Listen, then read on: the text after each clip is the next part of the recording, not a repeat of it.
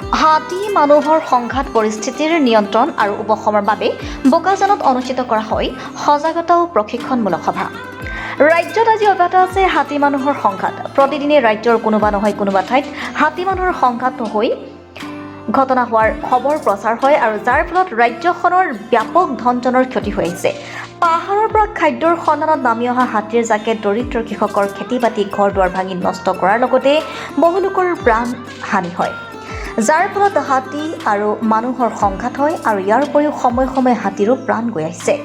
আজি বোকাজান অঞ্চলৰ মাটিপুল প্ৰাথমিক বিদ্যালয়ৰ প্ৰাংগণত WWF বেচৰকাৰী সংগঠনৰ উদ্যোগত আৰু গাঁওৰক্ষী বাহিনীৰ সহযোগত হাতী মানুহৰ সংঘাত পৰিস্থিতিৰ নিয়ন্ত্ৰণ আৰু উপশমৰ বাবে সজাগতা আৰু প্ৰশিক্ষণমূলক সভাৰ আয়োজন কৰে।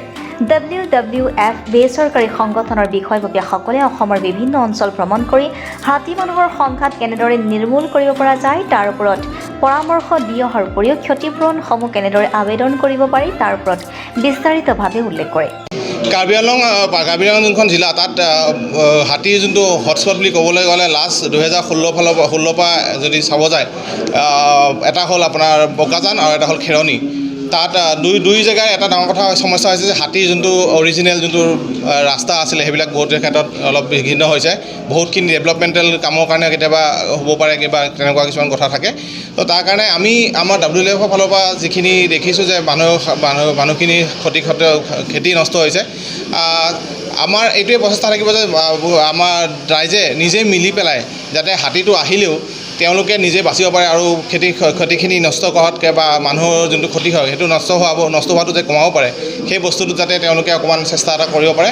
আৰু তাৰ কাৰণে আমি কিছুমান সহায় সহযোগিতা যেনেকৈ আজি ট্ৰেইনিংটো আমি দিয়া হৈছে, ট্ৰেইনিঙত দেখুওৱা হৈছে যে হাতী আহিলে কেনেকৈ মুঠ অলপ তেওঁলোকে সময় আৰু অকণমান টকা ইনভেষ্ট কৰি গাঁৱৰ মানুহখিনিয়ে হাতীখিনি আহিলে গম পায় ৱাৰ্ণিং ছিষ্টেমেই হওক বা আপোনাৰ ৰাতি পোহৰ দিব কেনেকৈ পাৰে, কেনেকৈ এটা নিজৰ টঙি ঘৰ বনাই পেলাই চোৱা চিতা কৰিব লাগে, সেই তেনেকুৱা কিছুমান পদক্ষেপ লৈ পেলাই গাঁৱে নিজৰ ফালৰ পৰা নিজৰ কৰিব পাৰে। কাৰণ কিছুমান মেইন কথাটো হৈছে যে মানুহে কোনোবাই ছাপৰ্ট কৰাটো পিছৰ কথা, প্ৰথমত আছে তেওঁলোক নিজে বসবাস কৰে, তেওঁলোকে নিজে কিছুমান ৰাস্তা উলিয়াই লোৱাটো বেছি দৰকাৰী হয়। আৰু সেই ৰাস্তাবিলাক কেনেকুৱা কৰিব পাৰি আমি আমাৰ এক্সপিৰিয়েঞ্চ কিছুমান শ্বেয়াৰ কৰোঁ আৰু ৰাইজৰ যিখিনি আপোনালোকে বহুত বছৰ পৰা কৰি আহিছে সেইখিনি আমি তেওঁলোকৰ পৰা আয়ত্ব কৰিব চেষ্টা কৰোঁ। বেলেগ অঞ্চলৰ ৰাইজে যোনখিনি কৰি আছে সেইটো যাতে এইটো অঞ্চলৰ মানুহখিনি কৰিব পাৰে বা এইটো অঞ্চলত যিখিনি কাম কৰি আহিছে য'ত হাতীৰ পৰা তেওঁলোকে বাচি মেলি চলি আছে সেইখিনিও বেলেগৰ কথা জানিব পাৰোঁ। আমি এখন ব্ৰিজ হিচাপে তেওঁলোকৰ লগত জড়িত হ'বলৈ চেষ্টা কৰি আহিছোঁ। খাদ্যৰ সন্ধানত বনাঞ্চলৰ পৰা জন অৰণ্যত প্ৰৱেশ কৰা বনৰীয়া হাতীৰ জাকৰ প্ৰতি মানুহে হিংসাত্মক দৃষ্টিভংগী লোৱা উচিত নহয় বুলি কয়। হাতীৰ জাকসমূহ খেদি পঠিয়াবলৈ অতি নমনীয় পদ্ধতি গ্ৰহণ কৰি সফলতা লাভ কৰিব পাৰি বুলি উপস্থিত ৰাইজক অৱগত কৰোৱায়।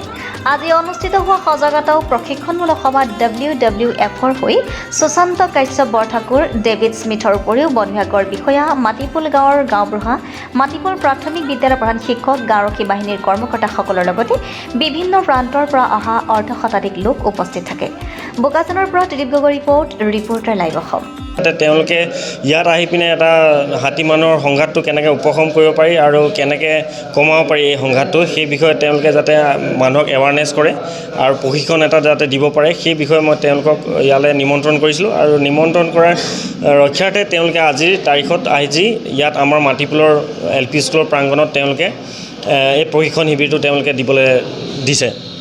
এই বহুত বিষয় হাতী আৰু মানুহৰ যিটো সংঘাত বা হাতীৰ যিটো বিহেভিয়াৰ আমি বহুতখিনি কথা নাজানো, যিহেতু সেই বিহেভিয়াৰখিনি আৰু হাতীয়ে কিয় ঘৰ ভাঙিব লগা হৈছে বা তেওঁলোকে কিয় অকস্মাতে এটা মানুহক হত্যা কৰিব লগা হয় সেই বিষয়ে আমি জানিবলৈ ইয়াত এই প্ৰশিক্ষণ